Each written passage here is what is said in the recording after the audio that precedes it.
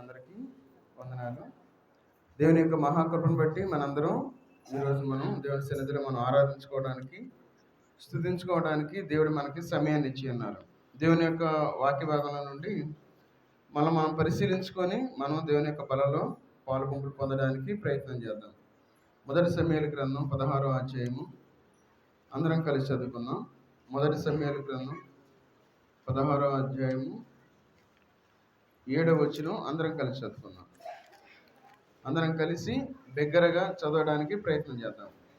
అయితే యెహోవా సమూయేలుతో ఎలాగ సెలవిచ్చెనో, అతని రూపమును అతని ఎత్తును లక్ష్యపెట్టకుము. మనుషులు లక్ష్యపెట్టు వాటిని యెహోవా లక్ష్యపెట్టడు. నేను అతన్ని త్రోసివేసి ఉన్నాను. మనుషులు పైరూపమును లక్ష్యపెట్టుదురు, కానీ యెహోవా హృదయమును లక్ష్యపెట్టును. ప్రార్థన చేసుకుందాం. మహోన్నతుడైన దేవా, సర్వాధికారి అయిన దేవా, నీకు వందనాలు తండ్రి. ఈ మధ్యాహ్న కాల సమయంలో మీ పాదసన్నిధిలో చేరి పాటల ద్వారా మా యొక్క మాటల ద్వారా మిమ్మల్ని ఆరాధించుకోవడానికి, స్తుతించుకోవడానికి మీరు ఇచ్చిన సమయానికై మీకు వందనాలు చెల్లించుకుంటూ ఉన్నా తండ్రి. ఈ సమయం చూడలేక ఎంతోమంది గతించిపోయారు తండ్రి. కానీ సజీవులుగానైనా మీ సన్నిధిలో మేము నిలబడటానికి, మిమ్మల్ని ఆరాధించడానికి మీరు ఇచ్చిన సమయానికై మీకు వందనాలు చెల్లించుకుంటూ ఉన్నా తండ్రి. చదవబడిన వాక్య భాగాన్ని మీరు దీవించి ఆశీర్వదించండి. ఈ యొక్క వాక్యం ద్వారానైనా మాతో మాట్లాడమని అడుగుతున్నా తండ్రి. మీకు ఆత్మను మాకు తోడుగా ఉంచి నడిపించమని, ప్రతి ఒక్కరికి అర్థమయ్యేలాగానైనా సరైన విధంగా అర్థం చేసుకునే శక్తిని మాకు ఇవ్వమని యేసుక్రీస్తు వారి నామంలో ప్రార్థించి అడిగి వేడుకుంటున్నాం తండ్రి, ఆమేన్. ఇక్కడ మనం చదువుకున్న వాక్య భాగంలో మొదటి సమూయేలు గ్రంథం 16వ అధ్యాయము 7వ వచనంలో మనం చదువుకున్నాం. అయితే యెహోవా సమూయేలుతో ఎలాగ సెలవిచ్చెనో, అతని రూపమును అతని ఎత్తును లక్ష్యపెట్టకము. మనుషులు లక్ష్యపెట్టు వాటిని యెహోవా లక్ష్యపెట్టడు. మనం చదువుకున్న వాక్య భాగంలో దేవుడు మన వేటిని లక్ష్య పెడతాడు అని మనం ప్రశ్నించుకున్నట్లయితే అక్కడ ఒక మాట మనకు కనపడతా ఉంది. యెహోవా హృదయమును లక్ష్యపెట్టును. మనం బలలో చేతులు వేయబోయే ముందు మనం ఏం చేస్తాం? మనల్ని ఎవరు పక్కన చూడొద్దు, ఫోన్లు పక్కన పెట్టేసేయండి. ఎవరైనా ఫోన్ తీసుకొని నొక్కుతూ ఉంటున్నారు. ఆరాధన జరిగేటప్పుడు ఫోన్ తీసుకొని నొక్కుతూ కూర్చున్నారు. కొంతమందిని అబ్జర్వ్ చేశాను. పొరపాటును కూడా ఈసారి ఫోన్ మాత్రం అట్లా పట్టుకోవద్దు. మనం దేవుని సన్నిధికి వచ్చినప్పుడు దేవుడు మన యొక్క హృదయాన్ని చూస్తూ ఉంటాడు. మనం దేవుని సన్నిధిలో ఉండి మనం ఏం ఆలోచన కలిగి ఉన్నాం, మనం ఎట్లా ఆలోచిస్తూ ఉన్నాం. ఒకవేళ ఊరినే దేవుని మందిరంలోకి వచ్చి కూర్చొని మన ఆలోచన బయట ఉన్నదేమో అని దేవుడు మనల్ని చూస్తూ ఉంటాడు. అయితే ఈ మొదటి సమూయేలు గ్రంథంలో ఒక మాట కనబడుతూ ఉంది. మనుషులు పైరూపమును లక్ష్యపెట్టుదురు, కానీ యెహోవా హృదయమును లక్ష్యపెట్టును. మనుషులు ఏం చేస్తారంటే మనం ప్రార్థనకు వచ్చేమో లేదా చూస్తారు. దేవుడు ఏం చేస్తారంటే మనం ప్రార్థనకి ఆసక్తితో వచ్చేమో లేదో చూస్తారు. మనుషులు ఏం చేస్తారంటే ఆరాధన చేసేమో లేదో చూస్తారు. అయితే దేవుడు మనల్ని మనం హృదయపూర్వకంగా మనం దేవుడిని ఆరాధించేమో లేదో దేవుడు చూస్తాడు. చూడండి, దేవుని యొక్క ఆలోచన వేరు, మన యొక్క ఆలోచన వేరు. సహజంగా మనం ఏంటంటే మొహం చూసి మాట్లాడతాం, లేదంటే వాళ్ళు అందుకన్నాడు కొంచెం ముందులో, అతని రూపమును అతని ఎత్తును లక్ష్య పెట్టకము. మనుషులు లక్ష్య పెట్టు వాటిని యెహోవా లక్ష్య పెట్టడు. కాబట్టి మన యొక్క జీవితంలో చాలా జాగ్రత్తగా ఉండాలి. మనం భక్తి చేసేటప్పుడు భక్తి చేయటం కాదు, దేవుని యందు మనం భయభక్తులు కలిగి జీవించాలి. ఈ లోకంలో మనం ఏం చేస్తూ ఉంటామంటే భక్తి చేస్తూ ఉంటాం. నేను భక్తి చేస్తున్నా, నేను ప్రార్థనకి వెళ్తున్నా, నేను ఆరాధన చేస్తున్నా, నేను బలలో చేతులు వేస్తున్నా, నేను అనే ఒక మాట తగిలించుకొని మనం హృదయపూర్వకంగా మనం దేవునికి దగ్గరగా లేకపోతా ఉన్నాం. అందుకే కీర్తనకారుడు ఒక మాట అంటూ ఉన్నారు. చూడండి, 147వ కీర్తన 10-11 వచనాలు చదవండి. 147వ కీర్తన 10-11 వచనాలు. ఆయన సంతోషించడు, నరుల కాలి సత్తువ యందు ఆయన ఆనందించడు. తన యందు భయభక్తులు గల వారి యందు, తన కృప కొరకు కనిపెట్టుకుని వారి యందు యెహోవా ఆనందించువాడై ఉన్నాడు. చూడండి, సహజంగా ఈ లోకంలో ఏంటంటే ఇక్కడ 2 మాటలు రాస్తా ఉన్నారు. ఏమని? గుర్రముల బలమునందు ఆయన సంతోషింపడు.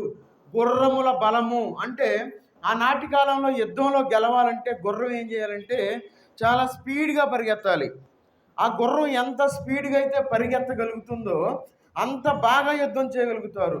ఒకవేళ గుర్రం మీద ఉన్న వ్యక్తి సరైన విధంగా యుద్ధం చేయలేకపోతే గుర్రం యొక్క బలాన్ని బట్టి తను ఎక్కువసేపు జీవించడానికి అవకాశం ఉంటుంది.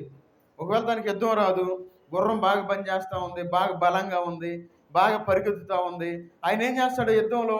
ఆ గుర్రం మీద వెళ్తూ ఉంటాడు, ఊరగా కత్తి అట్లా ఇట్లా అన్న కొంచెంసేపు జీవించగలుగుతాడు. అయితే ఇక్కడ ఒక మాట అంటా ఉన్నాడు, గుర్రముల బలమునందు ఆయన సంతోషించడు, నరుల కాలి సత్తువయందు ఆయన ఆనందించడు. మరి దేని యందు ఆనందించే దేవుడుగా ఉన్నాడు ఆయన?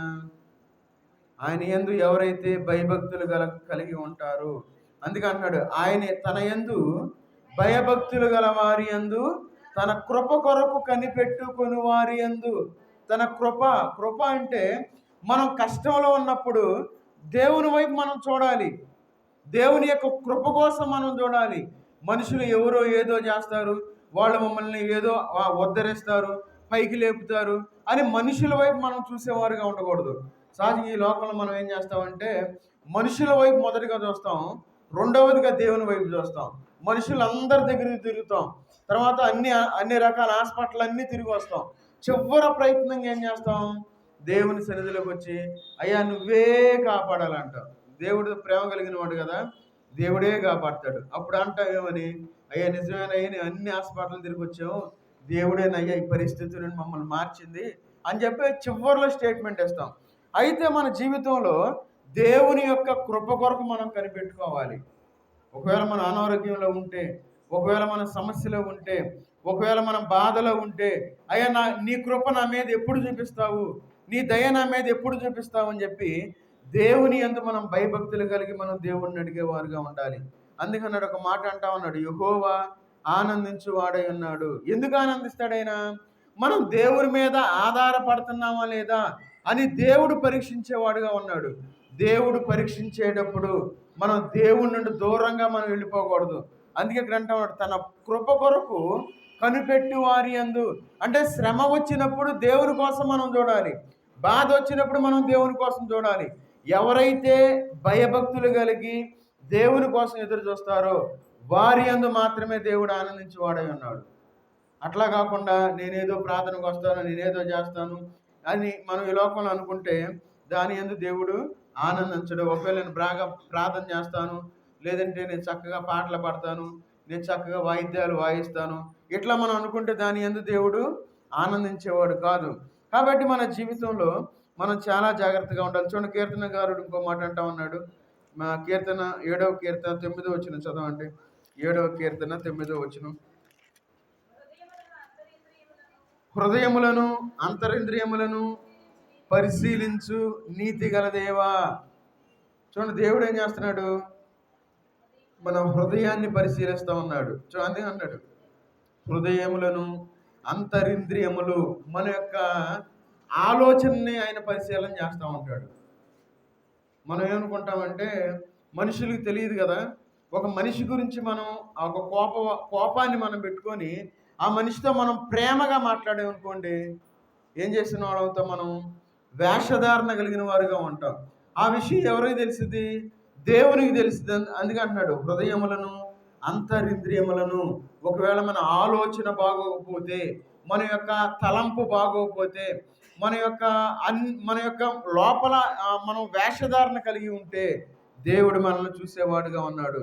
అందుకే పరిశీలించు నీతి గల దేవా. ఆయన నీతి కలిగిన దేవుడు. మనం నీతిగా ఈ లోకంలో జీవిస్తే దేవుడు మన యొక్క నీతిని బట్టి మనకి స్వస్థతనిచ్చేవాడుగా ఉన్నాడు.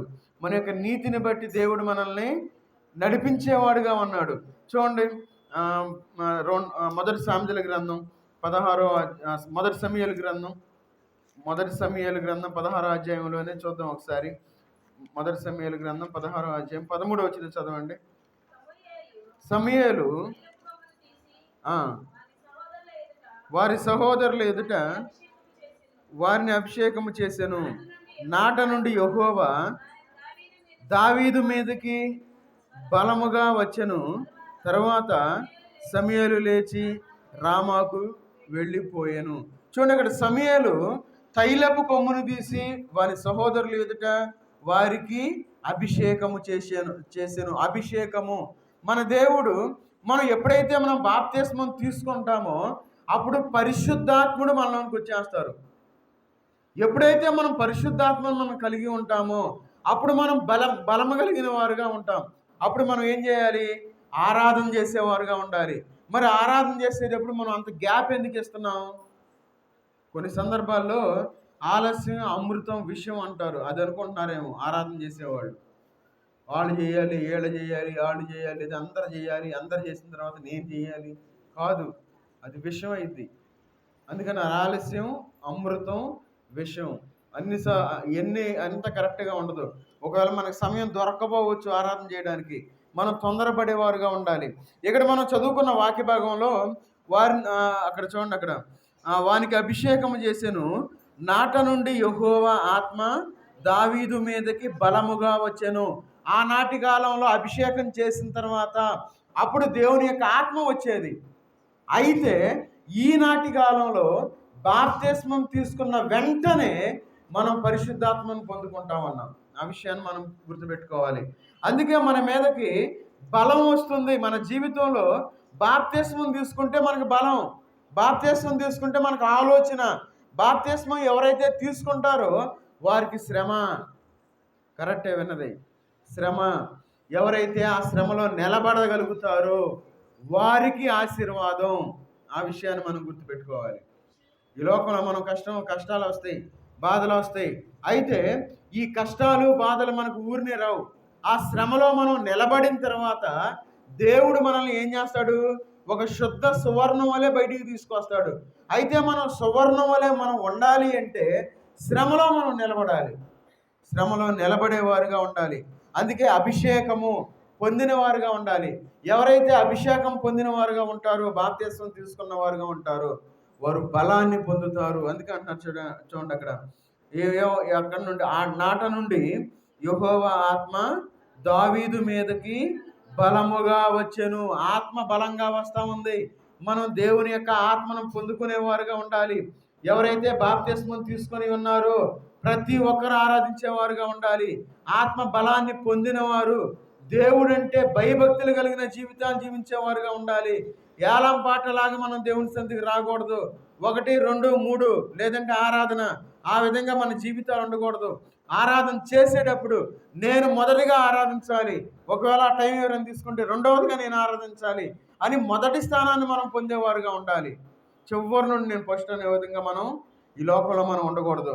కాబట్టి దేవుని యొక్క ఆత్మ మన మీదకి వచ్చేదిగా ఉంది. 11వ వచనం చదవండి. 1 సమూయేలు గ్రంథం 16:11.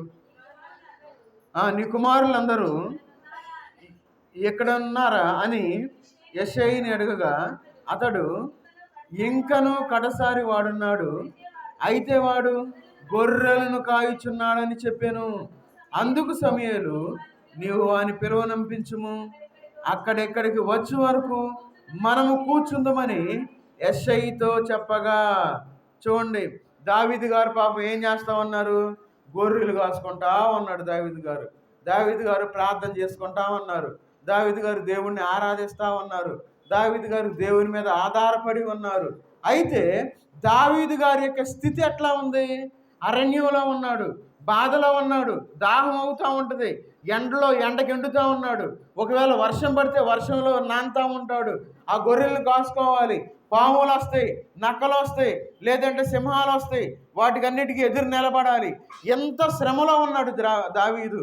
అయితే దావీదు యొక్క స్థితి ఒక్కసారిగా మారిపోయింది.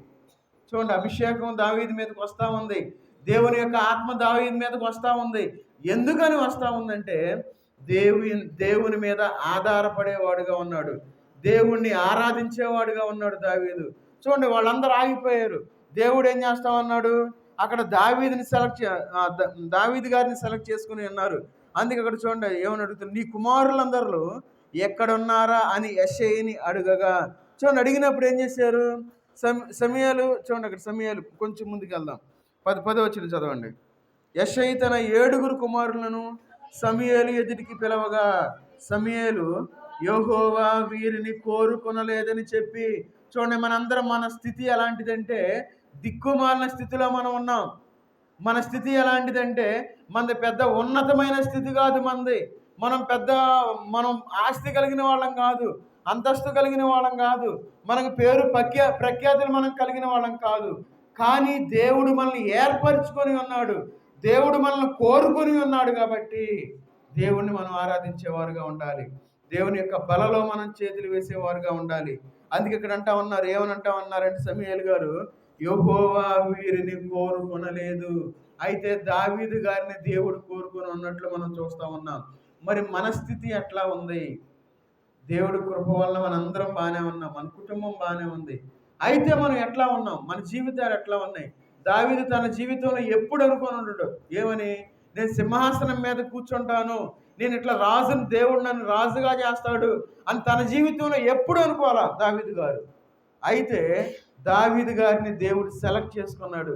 అయ్యా నువ్వు రా, సింహాసనం నువ్వు ఎక్కాలి అని చెప్పి దావీదుని తీసుకుని వెళ్ళి ఒక రాజుగా ఏర్పాటు చేసుకుని ఉన్నాడు. అదేవిధంగా మనందరినీ దేవుడు ఏర్పాటు చేసుకుని ఉన్నారు కాబట్టి దేవుని యొక్క పరిశుద్ధమైన మందిరంలో మనందరం ఈ విధంగా కూర్చోగలిగాం. ఒకవేళ దేవుడు మనల్ని ఏర్పాటు చేయకపోతే మనం కూడా ఆదివారం కదా మంచిగా చికెన్ తెచ్చుకునేవాళ్ళు, మటన్, ఫ్రాన్స్ ఏదో ఒకటి తెచ్చుకునేవాళ్ళం, చక్కగా హ్యాపీగా తినేవాళ్ళం. ఈరోజు మొత్తం రెస్ట్ తీసుకునేవాళ్ళం. మనం కూడా దేవుని సన్నిధికి వచ్చేవాళ్ళం కాదు. లోకస్తుల వలె, అంటే లోకంలో అంటే ఉద్యోగం చేసేవాళ్ళు ఏం చేస్తారు, వారం మొత్తం ఆదివారం కోసం ఎదురు చూస్తారు. ఎప్పుడు వచ్చిద్దా ఆదివారం, ఎప్పుడు వచ్చిద్దా అని చూస్తారు. ఆ రోజు 10 లేదంటే 11 గంటలు లేస్తారు. లేచి ప్రశాంతంగా ఒకవేళ వండుకుంటే వండుకుంటారు, లేదంటే బయట తెచ్చుకొని ఒక ముద్ద తినేసి మళ్ళీ పడుకొని నిద్రపోతారు. దేవుని కృప వలన మనందరం దేవుని యొక్క సన్నిధిలోనికి రాగలిగాం. ఎందుకంటే యెహోవా మనలను కోరుకొని ఉన్నాడు కాబట్టి మనం దేవుని సన్నిధిలో చాలా జాగ్రత్తగా ఉండాలి. ఎందుకు మనం దేవుడు ఎందుకు కోరుకున్నాడు దావీదు గారిని? దావీదు గారి యొక్క హృదయాన్ని చూస్తూ ఉన్నాడు. అందుకే ఆ బైబిల్ గ్రంథంలో ఏముంది, మనల్ని మనమే పరీక్ష చేసుకోవాలి. మనకున్న రోగం ఏంటంటే ఎదుటి వాళ్ళని మనం పరీక్ష చేస్తాం. మనం ఆ బలలో చేతి వేయాలి కదా, అప్పుడు మనం ఏం చేస్తాం, కళ్ళు మూసుకొని నా పరిస్థితి ఎట్లా ఉంది మనం చూసుకోం, పక్కన వాళ్ళని చూస్తూ ఉంటాం.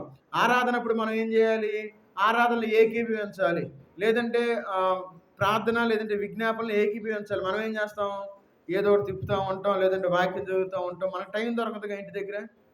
చూడండి, మన జీవితాన్ని దేవుడు చూస్తూ ఉంటాడు. చూడండి, సామెతల గ్రంథం 15వ అధ్యాయము, సామెతల గ్రంథం 15వ అధ్యాయము 11 వచ్చిన చదవండి. 15:11. యెహోవాకు కనబడుచున్నవి నరుల హృదయములు మరి తేటగా ఆయనకు కనబడుచున్నవి కదా, కనబడును కదా. చూడండి, పాతాళమును అగాధ కోపమును యెహోవాకు కనబడుచున్నవి. పాతాళంలో పరదైసు, అంటే అక్కడ పాతాళం 2 ప్లేసులు ఉన్నాయి, పరదైసు, పాతాళం. వాటి మధ్యలో పెద్ద అగాధం ఉంది. ఈ అగాధం అంటే వీళ్ళిద్దరు అటు వెళ్ళలేరు, ఇటు వెళ్ళలేరు. మళ్ళీ చనిపోయిన వాళ్ళందరూ చూసుకుంటూ ఉంటారు అక్కడ. ఎవరు శ్రమ పడే వాళ్ళు చూస్తూ ఉంటారు. అక్కడ అబ్రహం రొమ్మును కూర్చుని ఆనుకొని రెస్ట్ తీసుకుని చూస్తూ ఉంటారు. అయితే పెద్ద అగాధం ఉంది. ఈ అగాధం లోతు ఎంతో ఎవరికి తెలియదు. అయితే ఆ లోతును కూడా దేవుడు చూస్తూ ఉన్నాడు. అదే ఇక్కడ రాస్తూ ఉన్నారు, చదవండి అక్కడ. అందుకే అన్నాడు, పాతాళమును అగాధ కోపమును. అగాధం ఎంత లోతుందో ఎవ్వరికి తెలియదు. ఒకవేళ ధైర్యం చేసి అక్కడ కష్టపడతా ఉన్నవాళ్ళు ఈ పరదేశికి ఎగిరొద్దాం అన్నా కుదరదు. ఎందుకంటే అది చాలా లోతుగా ఉంది. ఆ లోతుని ఎవరు ఎంతని చెప్పలేనంత లోతుగా ఉంది. ఆ లోతుని దేవుడు చూస్తూ ఉన్నాడు. ఆ మాట ఇక్కడ చెప్తా ఉన్నారు, పాతాళమును అగాధ కోపమును యెహోవాకు కనబడుచున్నవి. ఆయన పరలోకంలో ఎక్కడో ఉన్నారు, ఎక్కడో భూమి కింద ఎక్కడో ఉన్న పాతాళం కనపడతా ఉంది, అగాధ కోపం లోతు కనపడతా ఉంది. అయితే ఒక మాట అంటా ఉన్నారు, చదవండి అక్కడ, నరుల హృదయములు మరి తేటగా ఆయనకు కనబడును కదా. చూడండి, ప్రార్థనకు వచ్చేటప్పుడు మనం సొనుగుతా వస్తాం, గొనుగుతా వస్తాం. ఏందంట పోయించారా ఎట్లా అంద ఎందుకు అనాలే. చూడండి, మన ఆలోచన, మన మనసులో అట్లా ఉంటుంది. మాటకి మాట ఎదురు చెప్పాలి, లేదంటే సమాధానం చెప్పాలి, లేదంటే చూడండి ఎన్ని ఆలోచనలు ఉంటాయో మన జీవితం, మన యొక్క ఆ మనసులో. అయితే దేవుడు మనల్ని చూస్తూ ఉంటాడు. అందుకే అంటున్నాడు ఏమని, నరుల హృదయములు మరి తేటగా ఆయనకు కనబడును కదా. తర్వాత, అపహాసకుడు తను గద్దించు వారిని ప్రేమించడు, వాడు జ్ఞానుల యొద్దకు వెళ్ళడు, సంతోష హృదయము మనోదుఖము వలన ఆత్మ నలిగిపోవును. చూడండి, ఈ లోకంలో మనోదుఖము వలన ఆత్మ నలిగిపోవును అంటున్నారు కదా. మనోదుఖం వల్ల ఆత్మ ఎట్లా నలిగిద్ది? మనోదుఖం అంటే ఎట్లా ఉంటుందంటే, ఉదాహరణకి మన బిడ్డలకి చెబుతాం, రే ఫోన్ చూడవాక అన్నాం అనుకోండి, వాడు మన మాట వినలా. వాడు ఏం చేస్తా ఉన్నాడు, ఉదయం లెగిసిన దగ్గర నుండి ఇంటి దగ్గర ఫోన్ చూసి, మందిరానికి వచ్చి పద్దాకు ఫోన్ చూస్తూ ఉండి, అన్నం తినేటప్పుడు ఫోన్ చూస్తూ ఉండి, పడుకొని ఫోన్ చూస్తూ ఉండి, మధ్యరాత్రి లేచినప్పుడు ఫోన్ చూస్తూ ఉన్నాడు అనుకోండి. తల్లిదండ్రులుగా చూసి, అరే నా బిడ్డ ఏంది ఎట్ట అయిపోయాడు, పిచ్చోడు అయిపోయాడే, పద్దాకు ఫోన్ చూస్తూ ఉన్నాడు అని ఏం జరిగిద్ది అప్పుడు మనసులో? ఒక బాధ కలిగిద్ది. అయితే ఈ లోకంలో మనం జీవించేటప్పుడు మనం దేవుణ్ణి చూడవలసిన మనము ఏం చేస్తా ఉన్నాం? లోకం వైపే మనం చూస్తూ ఉన్నాం. అందుకే చూడండి, ఆత్మ ఎట్లా నలిగిద్దంటే, ఈ ఫోన్ చూడటంలో మునిగిపోయి ప్రార్థనకు వచ్చి కూడా మనం ఫోనే ఓపెన్ చేస్తాం. కాకపోతే కొంచెం ఛాన్స్ ఉంది, మనం ప్రార్థనకు రాకుండా మనం ఆగిపోవచ్చుగా. కొంచెం మనం పెద్దవాళ్ళం అనుకో, మనం ప్రార్థనకు రాము, ఇంట్లో కూర్చుంటాం. అప్పుడు ఆత్మ ఏం చేసింది? నలిగిపోతూ ఉంటుంది. ఆత్మకి ఏమనిపించింది? నేను దేవుని సన్నిధికి వెళ్ళాలి, అయ్యో నేను ఆరాధించేవాడినే, ఆరాధించేదాన్నే, నేను బలలో చేతులు వేయాలి, నేను పాటలు పాడాలి, నేను వాక్యం చదవాలి అని మనసు, మనలో ఉన్న ఆత్మ కొట్టుకులాడుతూ ఉంటుంది. మన శరీరం ఏం చెప్పిద్ది? ఏం వెళ్తావులే పడుకో, నీ బాధ నీకు ఎవరికి ఏం తెలుసు, నీతో ఎవరు మాట్లాడుతున్నారు, నీ కష్టమేం తెలుసు, నేను నల్ల పని అంతా చేసి వచ్చావు కదా అని మన శరీరం అంటది. ఈ శరీరానికి మనకి మధ్య ఆత్మ నలిగిపోతూ ఉంటుంది. అందుకే అంటున్నాడు ఏమని, మనోదుఖము వలన ఆత్మ నలిగిపోవును. మనలో ఉన్న చింత, నేనేం చేసేది, అయ్యో నా భర్త నా మాట వింటలేదే, పద్దాకు తాగుతూ ఉన్నాడే, నా బిడ్డలు నా మాట వింటలేదే, ఆడు సిగరెట్లకు అలవాటు పడ్డాడే, అయ్యో రోడ్లంటే తిరుగుతూ ఉన్నాడే, ప్రయోజనం కాదే, వాడు సరిగ్గా చదవట్లేదే అని మనం బాధపడతా ఉన్నాం అనుకోండి, దేవుని సన్నిధికి కూడా మనం రాలేం, దేవుని కూడా మనం మర్చిపోతాం. ఏముందిలే, దేవుని సన్నిధికి ఏం వెళ్తాంలే, దేవునికి ఎంత ప్రార్థన చేసినా నా బ్రతికింతే ఉంది, వాళ్ళు ప్రార్థనకు రారు, వాళ్ళు మంచిగా ఉద్యోగాలు వస్తున్నాయి, వాళ్ళ పిల్లలు మంచి ఉన్నత స్థితిలో ఉన్నారు, వాళ్ళు చక్కగా ఎంజాయ్ చేస్తున్నారు అనిపించింది మనకి. చూడండి, మన జీవితంలో మనం పరిశోధనలో ఉన్నాం అనే విషయాన్ని మనం గుర్తుపెట్టుకోవాలి. అందుకే అంటున్నాడు, మనోదుఖము వలన ఆత్మ నలిగిపోవును. మన ఆత్మను నలిపేవారుగా మనం ఉండకూడదు ఈ లోకంలో. మన ఎంత కష్టం వచ్చినా, ఎంత బాధ వచ్చినా, శారీరకంగా మనం కష్టపడతామేమో, ఆత్మీయంగా మనం బలాన్ని పొందేవారుగా ఉండాలి. అందుకే 14 వచనం కూడా చదవండి. బుద్ధిమంతుని మనస్సు జ్ఞానము వెతుకును, బుద్ధిహీనులు మూఢత్వము భుజించెదరు. బాధపడి వారి దినములన్నీ శ్రమకరములు, సంతోష హృదయునికి నిత్యము విందు కలుగును. నెమ్మది లేకుండా విస్తారమైన ధనముండుట కంటే యెహోవా యందు భయభక్తులతో కూడా కొంచెము కలిగి ఉండుట మేలు. మనందరం కొంచెమే కలిగి ఉంది, మనందరం పెద్ద ధనవంతులమేం కాదు, మనకున్న కొంచెంలోనే చూడండి మనం దేవుళ్ళు సంతోషించేవారుగా ఉన్నాం, దేవుళ్ళు ఆనందించేవారుగా ఉన్నాం. ఆ ఆనందాన్ని మనం ఏం చేయాలి? సంపూర్ణం చేసుకునేవారుగా ఉండాలి. ఏ విధంగా సంపూర్ణం చేసుకుంటాం? దేవుని యందు మనం భయభక్తులు కలిగిన జీవితాలు మనం జీవించేవారుగా ఉండాలి. అందుకే ఇక్కడ అంటా ఉన్నాడు 15 వచ్చిన 2వ లైన్లో, సంతోష హృదయునికి నిత్యము విందు గలదు. సంతోషంగా ఉన్నాం అనుకోండి, దేవుడు ఏం చేస్తా అంటున్నాడు? నిత్యము విందు గలదు. మన జీవితాలు మనం ఎప్పుడూ సంతోషంగా గడిపేవారుగా మనం ఉండాలి. అందుకే చూడండి, మనం అనుకుంటాం ఈ లోకంలో మనం జీవించేటప్పుడు మన ఆలోచన వేరు, కానీ దేవుని యొక్క ఆలోచన వేరుగా ఉంటుంది. మన తలంపు వేరు, కానీ దేవుని యొక్క తలంపు వేరుగా ఉంటుంది. ఆయన ఏంటంటే సడన్గా చేసేస్తాడు మనకు అంతా. మనం అనుకుంటాం, అరే ఈ పని ఏందిరా ఎంత తొందరగా అయిపోయింది, అసలు అనుకోలేదు అనుకుంటాం. ఆ విధంగా దేవుడు పనులు జరిగించేవాడుగా ఉంటాడు. చూడండి, మొదటి రాజుల గ్రంథం 8వ అధ్యాయము,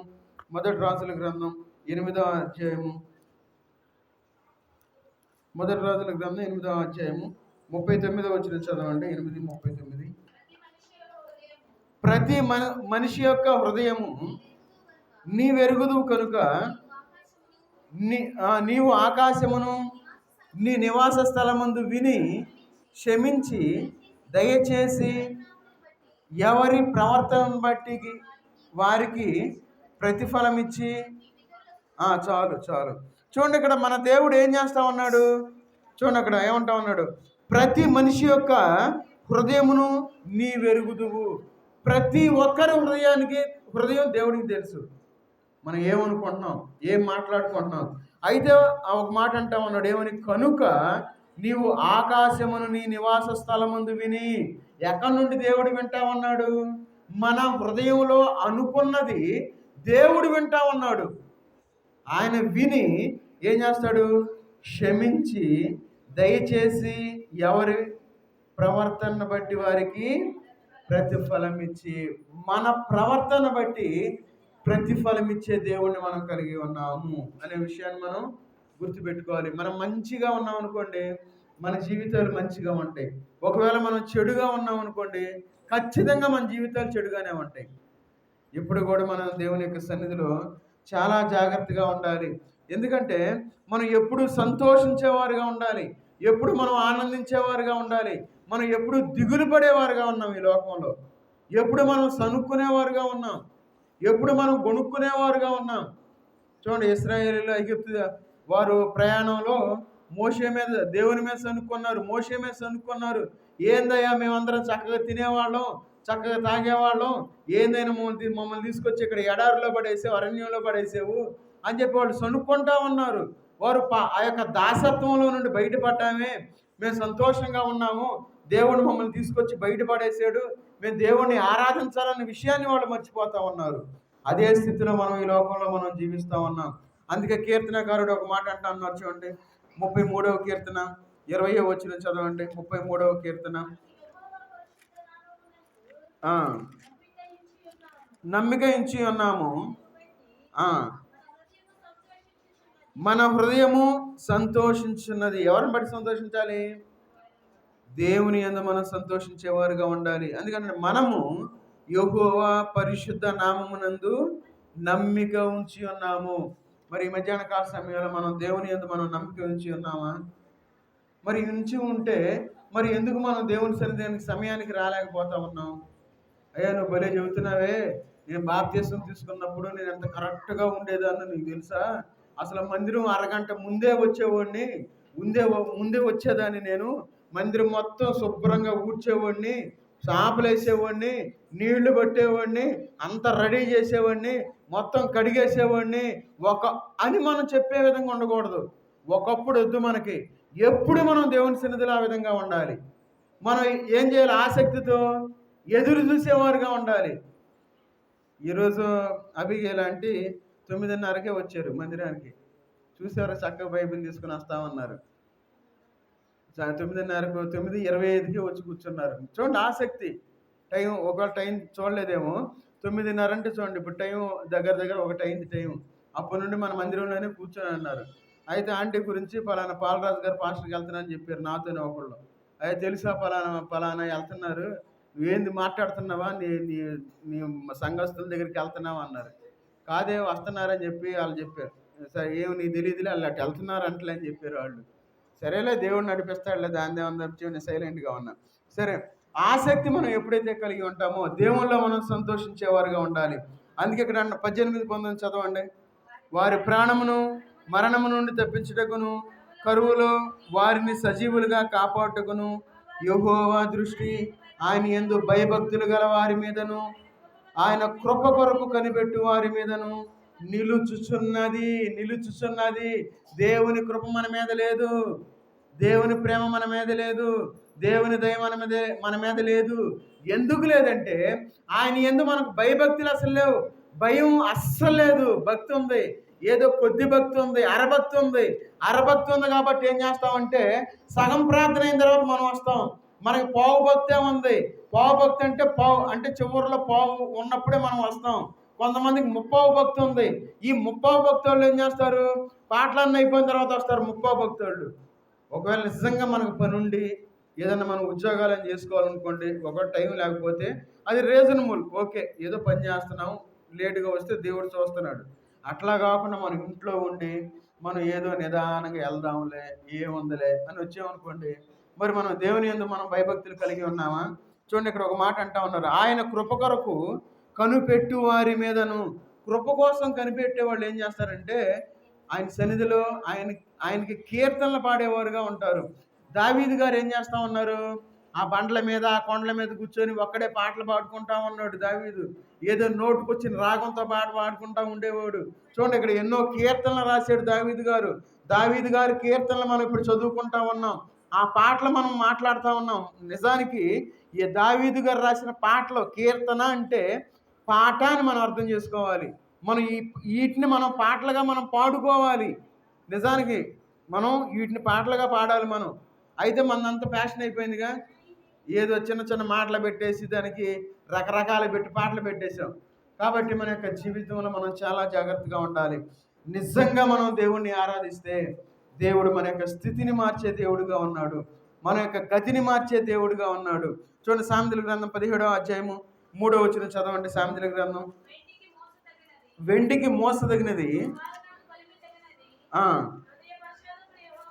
హృదయ పరిశోధకుడు యెహోవాయే. చాలు. ఇక్కడ ఒక మాట మనం చూస్తా ఉన్నాం, వెండికి మోస తగినది. ఈ మోస అనేది ఎందుకు వాడతారు చెప్పండి? మోస అంటే ఏంటి? గట్టిగా చెప్పాలి తెలిసిన వాళ్ళు. మోస టీచర్ గారు ఉన్నారు, టీచర్లు గారు కూడా చెప్పాలి. మోస అంటే ఏంది? మా పెద్దవాళ్ళు ఉన్నారు, మంచి అనుభవం గల్లవాళ్ళు. మోస మనం చాలాసార్లు చదువుకున్నాగా. త్వరగా చెప్పాలి, టైం అటు తిరిగిపోద్ది. అందుకే నేను అడగటం మానేసా. ఈ మాట్లాడటం అట్లా 40 నిమిషాలు అనుకోండి, అది గంటకి వెళ్ళిపోతుంది. సరే, మోస అంటే చెప్పండి త్వరగా. తెలియలే అయితే. సరే, మోస అంటే హీటింగ్ పాట్ అంటారు. అంటే వెండిని కరిగించేటప్పుడు ఏం చేస్తారంటే ఆ మోస అంటే వెండిని కరిగించడానికి వాడే పాత్ర అని మనం చెప్పుకోవచ్చు. అందుకే ఇక్కడ అంటా ఉన్నాడు, ఏమన్నాడు చూడండి, వెండికి మోస తగినది, బంగారుకు కొలిమి తగినది హృదయ పరిశోధకుడు యెహోవాయే.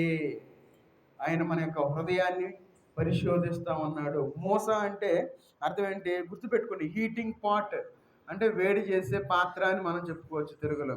కాబట్టి మన యొక్క జీవితంలో చాలా జాగ్రత్తగా ఉండాలి. దేవుడు మనల్ని పరిశోధిస్తూ ఉంటాడు, శోధిస్తూ ఉంటాడు. ఒకవేళ మోస అంటే ఆ యొక్క పాత్రని ఏ విధంగా అయితే వేడి చేస్తూ ఉంటారో, మన కుటుంబం అలాంటి కష్టంలో ఉందేమో, అలాంటి బాధలో ఉందేమో. ఒకవేళ అనుకోవచ్చు, ఆ బాధ భరించలేక నేను చస్తే బాగుంటుంది. కొంతమంది అంటూ ఉంటారు, ఏమని? నేను చస్తే బాగుండు అంటారు. ఏది ఎవరన్నా మాట అనకపోయినా ఏదన్నా నేను ఎందుకు బతకటం అంటారు. చూడండి ఎంత సింపుల్గా అంటారు. ఆ మాట వచ్చిందంటే అపవాది మనలో ఉన్నాడని అర్థమే. కొంతమంది చావాలని సచ్చినోడా అంటారు. చావు అనే మాట వచ్చిందంటే అపవాది మనలో బాగా పనిచేసినట్టే. చిన్నపిల్ల ఏదైనా పోగొట్టే అనుకోండి, ఎమ్మన్నా మాట వాడేస్తారు. చాలా జాగ్రత్తగా ఉండాలి. మన జీవితంలో హృదయాన్ని పరిశోధించేవాడు దేవుడు అనే విషయాన్ని మనం గుర్తుపెట్టుకోవాలి. చూడండి, ఇర్మియా గ్రంథం 17వ అధ్యాయము 10వ వచనం చదవండి. ఇర్మియా గ్రంథం 17వ అధ్యాయము 10వ వచనం. ఒక 5 నిమిషాల్లో ముగించేస్తాను. వాని క్రియల ఫలము చొప్పున యెహోవాను నేను అంతరింద్రియములను పరీక్షించువాడను.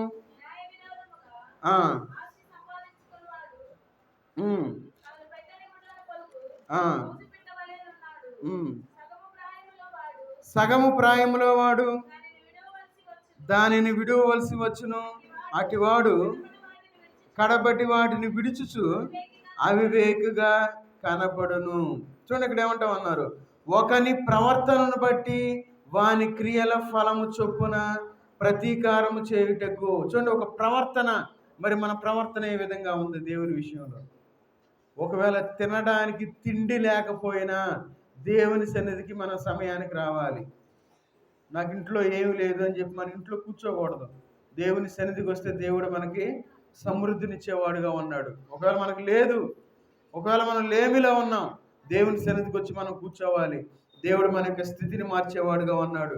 అందుకే అంటున్నాడు ఇక్కడ, ఏమనంటే ఒకని ప్రవర్తనను బట్టి వాని క్రియల చొప్పున ప్రతీకారం చేయుటకు యెహోవా అను నేను హృదయమును పరిశోధించువాడను. ఆయన హృదయాన్ని పరిశోధిస్తూ ఉన్నాడు. అంతరింద్రియములను పరీక్షించువాడును. ఆయన మనల్ని చూస్తూ ఉన్నాడు. మన భక్తి ఎంత ఉంది, మన విశ్వాసం ఎంత ఉంది, మన రక్షణ ఏ విధంగా ఉంది, మన యొక్క రక్షణ మనం కొనసాగిస్తున్నామా లేదా మనం పరీక్ష చేసుకుందాం. పరిశోధన చేసుకుందాం. చివరికి ఒక మాట చదువుకుందాం. సామెతల గ్రంథం 22వ అధ్యాయము 11వ వచనం చదువుకొని ముగించుకుందాం. దయగల మాటలు పలుకువానికి రాజు స్నేహితుడగును. చూడండి, ఇక్కడ హృదయ శుద్ధిని ప్రేమించుచు దయగల మాటలు పలుకువానికి రాజు స్నేహితుడగును. చూడండి, ఇక్కడ ఎవరు? మన హృదయం బాగుంటే అందరు స్నేహితులే. అట్లా కాకుండా మనం ఒకళ్ళని మాట్లాడలేదనుకోండి, హృదయంలో ఏదో పెట్టుకొని మనకు స్నేహితులుగా ఉంటారా? ఉండరు. చాలా జాగ్రత్తగా ఉండాలి. ఆ మాట జాగ్రత్తగా ఆలోచిస్తే ఒకసారి ఆలోచించండి. హృదయ శుద్ధిని ప్రేమించచ్చు దయగల మాటలు పలుకువానికి రాజు స్నేహితుడగును. కాబట్టి మన యొక్క జీవితంలో మంచి హృదయాన్ని మనం కలిగి ఉందాం. పరిశుద్ధమైన హృదయాన్ని మనం కలిగి ఉందాం. నిష్కలంకమైన హృదయాన్ని కలిగి ఉందాం. మంచి హృదయం కలిగి అందరూ మనకి స్నేహితులు అయ్యేలాగా మనం జీవిద్దాం. అందుకే మనం దేవుడు విందు, అందుకే బైబిల్లో చాలా చోట్ల మనకు విందే మాట్లాడతారు. విందు విందు విందు విందు అంటారు. ప్రకటన గ్రంథంలో కూడా దేవుడు ఆయన మన దగ్గరకు వచ్చి విందు చేస్తానంటాడు. చూడండి, విందు అనేది ఎందుకంటే మనం చక్కగా మాట్లాడుకోగలిగితే మనం కలిసి భోజనం చేయగలుగుతాం. మన హృదయం వేరుగా ఉందనుకోండి, ఉదాహరణకి మనందరం కలిసి ఉన్నాం కదా, ఏందంట నాకు వచ్చే పనులు ఎవరో తింటారు, నేను ఏదో తినాలనుకున్నాం అనుకోండి, చాలు, అక్కడితే అయిపోయినట్టే. చూడండి, అందుకే దేవుడు అంటాడు విందు విందు విందుశాలకు నడిపిస్తాను, విందు ఏర్పాటు చేస్తాను. తప్పిపోయిన కుమారుడు వచ్చినప్పుడు గొప్ప విందుని ఏర్పాటు చేశారు యేసుక్రీస్తు వారు. ఆయన ఎప్పుడైనా ఆయన వాక్యం చెప్పిన వెంటనే విందు ఏర్పాటు చేసేవాళ్ళు. అపోస్తులు వచ్చిన వాళ్ళకి వాక్యం చెప్పిన తర్వాత వాళ్ళకి విందు ఏర్పాటు చేసేవాళ్ళు. ఆ విందు చూసుకోవడానికి ఒక టీం ఉండేది వాళ్ళకి. ఇప్పుడు ఏంటంటే అంత ఫ్యాషన్ అయిపోయింది. ఏముందిలే, పక్కనేగా రోడ్డు దాటితే మనం వెళ్ళిపోతాంగా, తినొచ్చులే, మంచిగా వండుకోవచ్చు, తినొచ్చు, మంచి ఏముందిలే మందిరంలో అనుకోవద్దు. దేవుడు ఎన్నో కార్యాలు చేస్తాడు. మన హృదయాన్ని పరిశోధిస్తాడు. ఉండొచ్చు, మనకి తెచ్చుకోవచ్చు, తినొచ్చు, తినడం తప్ప అన్నాం, కానీ దేవుని సన్నిధిలో మనం ఉండాలి. దేవుని యొక్క ఆతిథ్యాన్ని మనం తీసుకోవాలి. రేపు పరలోక విందులో మనం పాల్గొంటాం. మరి ఈ విందు గురించి మనం ఎట్లా అనుకుంటా ఉన్నాం కదా, పరలోకంలో మనం కూర్చోగలుగుతామా? చాలా జాగ్రత్తగా ఉండాలి. కాబట్టి మనందరం కళ్ళు మూసుకొని పరీక్షించుకుని, నా హృదయం ఎట్లా ఉంది? అయా దేవా, నేను ఎంత అభ్యంతర పడతా ఉన్నానే, నన్ను క్షమించు, మంచి హృదయాన్ని నాకు ఇవ్వు, అందరిని పలకరించే హృదయాన్ని నాకు ఇవ్వు, మంచిగానే ఈ లోకంలో జీవించే భాగ్యాన్ని నాకు ఇవ్వు అని ఒకసారి మనం పరిశీలించుకొని మనం ముందుకు సాగిపోదాం. చిన్న ప్రార్థన చేసి మనం ముందుకు కొనసాగుదాం. మహోన్నతుని దేవా, సర్వాధికారి దేవా, నీకు వందనాలు తండ్రి. ఈ మధ్యాహ్న కాల సమయంలోనైనా మా హృదయాలు మేము పరిశీలించుకోవడానికి మీరు ఇచ్చిన కృపకై మీకు వందనాలు చెల్లించుకుంటూ ఉన్నా తండ్రి. ఇప్పటి వరకునైనా సజీవులుగా ఉంచుకున్నైనా మీ సన్నిధిలో ఉండే భాగ్యాన్ని మాకు ఇచ్చిన విధానాన్ని బట్టి మీకు వందనాలు చెల్లించుకుంటూ ఉన్నా తండ్రి. అవును తండ్రి, దావీదు గారిని ఏ విధంగా అయితే మీరు కోరుకొని ఉన్నారు తండ్రి, ఇక్కడ ఎవరైతే బాప్తిస్మం తీసుకొని మీ యొక్క బలలో చేతులు వేసేవారుగా ఉన్నారు తండ్రి, ప్రతి ఒక్కరిని మీరు కోరుకున్న విధానాన్ని బట్టి మీకు వందనాలు చెల్లించుకుంటూ ఉన్నా తండ్రి. అయ్యా, మిగతా వారు కూడా అయినా వారు మారు మనసు పొంది బాప్తిస్మం తీసుకొని మీ యొక్క ఆత్మ బలాన్ని పొందేవారుగా ఉండడానికి తగిన సహాయం చేసింది తండ్రి. ఇంకా ఎవరైతే రక్షణ సంపాదించుకొని ఉన్నారు తండ్రి, వారి యొక్క రక్షణనైనా కాపాడుకోవడానికి తగిన సహాయం చేసింది తండ్రి. ఇంకా నైనా మమ్మల్ని మేము పరీక్షించుకొని మా యొక్క హృదయంలో ఎలాంటి ద్వేషభావాన్ని, కోపాన్ని, క్రోధాన్ని ఉంచుకోకుండా తండ్రి, మేమందరం ప్రేమ కలిగి తండ్రి ఈ లోకంలో జీవించే భాగ్యాన్ని దయచేయమని అడుగుతున్నా తండ్రి. ఇక్కడ చేరిన ప్రతి ఒక్కరిని మీరు జ్ఞాపకం చేసుకోండి, ప్రతి ఒక్క కుటుంబాన్ని మీరు జ్ఞాపకం చేసుకుని తండ్రి, అందరూ హృదయపూర్వకంగానైనా మీ మీద ఆధారపడేవారుగా ఉండడానికి తగిన సహాయం దయచేయమని అడుగుతూ ఉన్నా తండ్రి. ఇంకా నన్ను మందిర పరిచర్య కోసం ఎవరైతే సహాయపడుతూ ఉన్నారో ప్రతి ఒక్కరిని మీరు జ్ఞాపకం చేసుకుని తండ్రి, వారికి నూరంతర ఫలాన్ని ఇవ్వండి తండ్రి. అదేవిధంగా ఈరోజు ఉదయంనైనా మీ యొక్క పనిలో ఎవరైతే పాలి భాగస్తులుగా ఉన్నారు తండ్రి, ప్రతి ఒక్కరిని మీరు జ్ఞాపకం చేసుకోండి. వారికినైనా వారి యొక్క హృదయాభిలాషను మీరు నెరవేర్చమని అడుగుతూ ఉన్నాను తండ్రి. ఇక్కడ చేరిన ప్రతి కుటుంబాన్ని నిండారుగా దీవించి ఆశ్రయించండి తండ్రి. ప్రతి ఒక్కరినైనా తమను తాము పరీక్షించుకొని యోగులుగా బలలో పాలు పంపులు పొందడానికి తగిన సహాయం దయచేయమని యేసుక్రీస్తు వారి నామంలో ప్రార్థించి అడిగి పెట్టుకుంటున్నాం తండ్రి, ఆమేన్. అందరం తల్ల వంచి ప్రార్థనలో ఉండి మనం పరిశీలించుకొని బలలో చేతులు వేద్దాం.